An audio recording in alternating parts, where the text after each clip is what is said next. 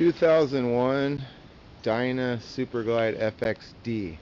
I'm replacing the clutch cable because I added a set of risers to my bar, and my cable is a little tight now, and I've been doing a lot of research on YouTube and not finding a lot of information, so I thought I would go ahead and post a video.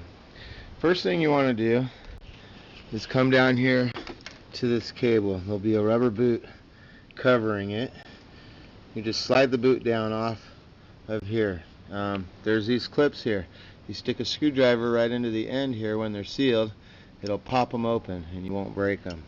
So you just stick a screwdriver right between the area here and twist, and it'll pop them open. You want to loosen the top part is a stationary, the bottom part turns. So if you hold the 14 millimeter or 9/16 nut here and you loosen it, lefty loosey, righty tighty, you want to loosen this off this bottom nut here. Then you want to go ahead and turn this all the way in until it's all the way in like it is. That'll give you the slack in your cable. Okay, this is the end of the cable. As you can see, I took it off, but I will show you. It's got this pin here that just goes inside, and on the bottom here there'll be a C-clip. This is the C-clip.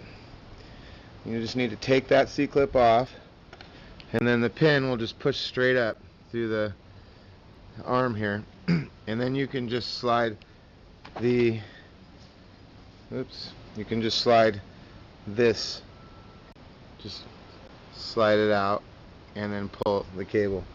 Then there's a pin inside right here.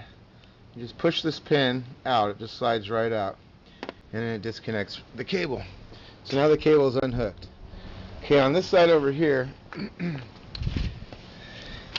this is threaded in. There's going to be a rubber seal in there.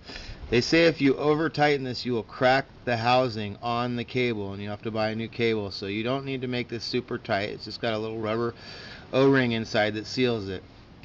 I recommend loosening that first before you take the cover off. See, it just loosens really easy. See?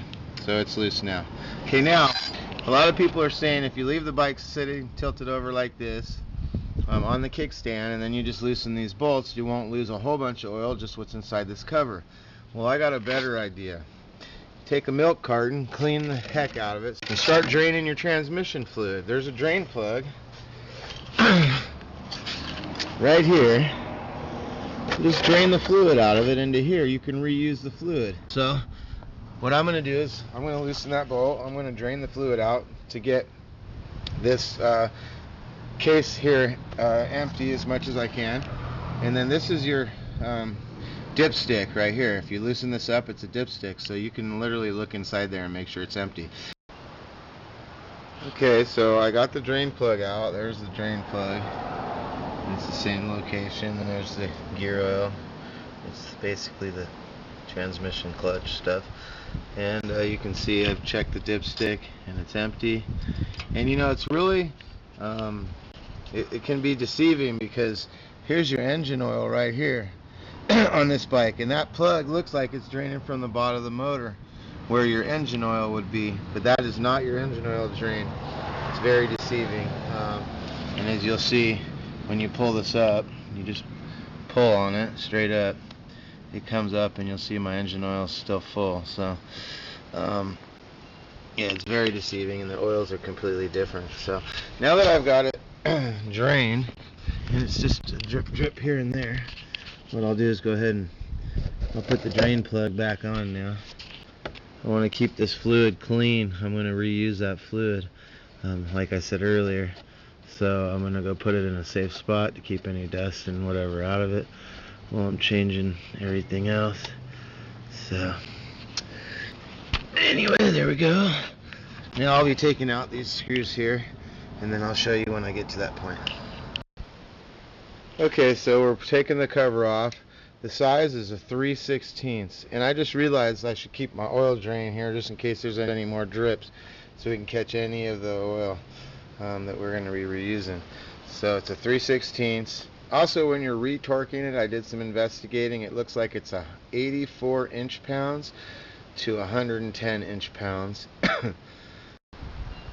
Okay, I got all the bolts loose, and I had read somewhere that some of these bolts are long and some are short. Now it'd be obvious that these 4 bolts to me would be the longer bolts, and these would be the short bolts, but it looks to me like possibly these bottom 2 bolts are longer. So we're going to take one out and look. There's the first bolt, second bolt. Those are the same exact length. All 4 bottom bolts look to be exactly the same length. Okay, so it's obvious when you look at the case where the bolts go that the 4 long bolts go there, and then the 2 short bolts, well, there is no short bolts. Okay, on the 88 cubic inch they're all the same length, so there are no short and long bolts. Okay, well, I had read somewhere, and that must be for a different motor, that there were short and long bolts. Anyway, okay, so here goes. We're going to pop the cover off and try not to rip the gasket. I actually want to try to reuse the gasket. Everybody says replace it. I'm going to try to reuse it. So we'll see here. As of right now, my gasket looks like there's nothing wrong with it. It looks absolutely perfect. Okay, now we're looking here. I want to see everything. See if there's anything I got to worry about being moved or changed. So my gasket came apart nice here. I don't see any issues with it. So somebody had told me that this C-clip right here, that this opening should be between here and here, and that was very important. Something to do with that. It helps the gear oil flow better. But if you look, there is a space between the bottom and the top of the C-clip, which still is going to allow fluid to flow. So okay, anyway, to take the cable off, like I said earlier, you'll have to unscrew this. What you're going to do is you're going to take this C-clip off, and underneath here there's going to be 3 little ball bearings. They go in little notches, so do not lose those ball bearings. And then you're just going to pull this up and slide that cable off. Okay, so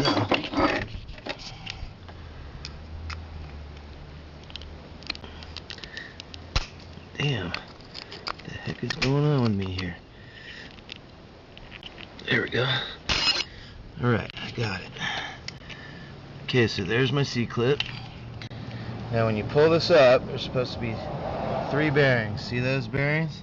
You need to make sure they stay in there, because there's notches on the bottom of this. You don't want to lose that. Now this thing here, it just slides off. Let's see.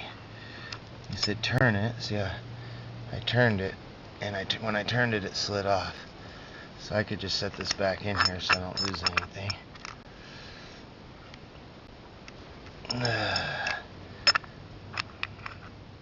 There we go. Okay, now all you got to do is unscrew this and the cable's off. So there it is. Alright, I'll be back. Okay, so I got the case apart. Here's the bottom piece. This bottom piece, there's a notch right there. And this has a notch, so those line up there with that facing up. And you have your bearings. The bearings will all go in each notch, and then you'll have that. So I just have it apart for now. Here's the old cable. Be sure when you tighten the new cable, you do not over tighten it. The seal is what seals it from leaking.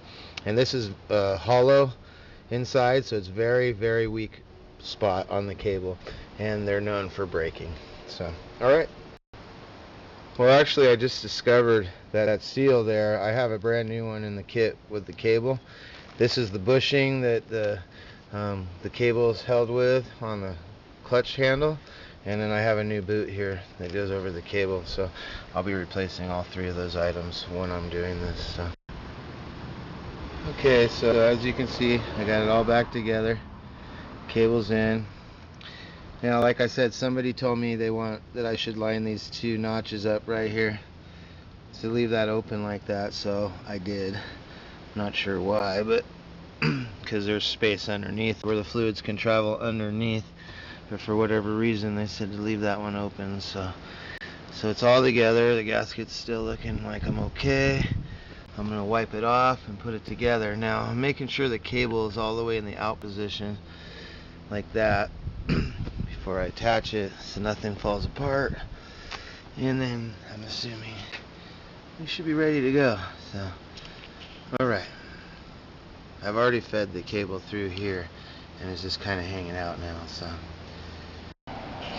alright, so I got it all back together.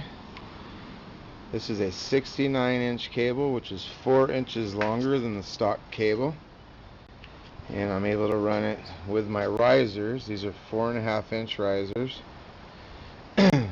As you can see, the gauge sits up a little bit of more of a straight angle now, and it does fit in here. This bracket, you're going to move all your wires to the left and to the right and sit that right there, and it will fit. Anyway, as you can see, I've run it through all the stock locations onto the normal stock location, and then down in there in the stock location. And yeah, I'm liking it. 4 inches, that means I should be able to go with another. I put a 4.5-inch riser, and I'm hoping to add another 2 inches to the handlebars just to bring it up just a little bit higher for comfort. I'm going to recommend, I ended up, because this is such a scary thing, they tell you that you can break these really easy. You want to tighten this while this cover is off. I literally took the cover back off, because when I started tightening it, I couldn't tell if I was over tightening it or not because of the strain in the cable running through everything. So I took the cover off, tightened it that way so I knew I wasn't over tightening it, and then put the cover back on, and that's what I recommend. I'm going to double check to make sure that the torque specs on this is correct at 84 inch-pounds. That's what somebody told me. I'm not 100% sure about it, so before I torque it, I'm going to go ahead and see if I can get a hold of somebody to find out. But otherwise, all I need to do now is just put the fluid right back into that little hole, and I'm ready to go.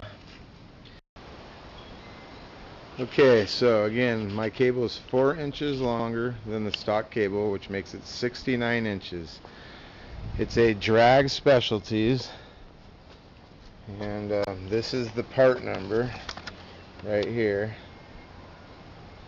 It's 0652-1401. And then there's a number there. It's 4321000HE. Now, I could have gotten a 3-inch longer or a 4-inch longer, and I just wasn't absolutely sure what I wanted. If you're just going to add the riser and you're going to stick with the stock handlebars, you'd probably be fine with just a 3-inch longer. As you can see, it is not touching my windshield. I have a nice curve here. So I have a couple more inches. If I want to raise the bar a little bit more, I can go a little bit more with the cable, with this cable. So it's run through all the stock locations, even down on the bottom one there. So I'm happy.